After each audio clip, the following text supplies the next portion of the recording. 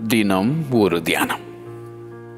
நீங்கள் சோதனைக்குட்படாதபடிக்கு விழித்திருந்து ஜெபம் பண்ணுங்கள். மத்தேயு எழுதின சுவிசேஷம் அதிகாரம் 26 வசனம் 41. Watch and pray so that you will not fall into temptation.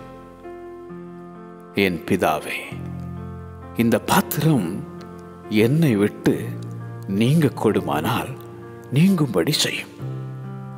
ஆகிலும் என் சித்தத்தின்படி அல்ல, உம்முடைய சித்தத்தின்படியே ஆகக் கடவது என கெத்செமனே தோட்டத்தில் 3 முறை விண்ணப்பம் பண்ணும் ஆண்டவர் இயேசு. ஆனால் விழித்திருக்காமல் நித்திரை செய்த அந்த சீஷர்கள். ஆவி உற்சாகம் உள்ளது, மாம்சமோ பலவீனம் உள்ளது. நீங்கள் சோதனைக்குட்படாதபடிக்கு விழித்திருந்து ஜெபம் பண்ணுங்கள் என்றார் இயேசு.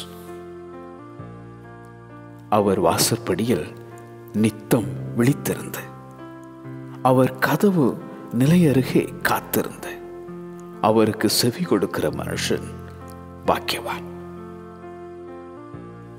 எங்களை சோதனைக்குட்பட பண்ணாமல் தீமை நின்று எங்களை இரட்சித்துக் கொள்ளும் என்ற அந்த பரமண்டல ஜெபம். நீங்கள் சோதனைக்குட்படாதபடிக்கு விழித்திருந்து ஜெபம் பண்ணுங்கள். நீங்கள் சோதனைக்குட்படாதபடிக்கு விழித்திருந்து ஜெபம் பண்ணுங்கள். ஆமென்.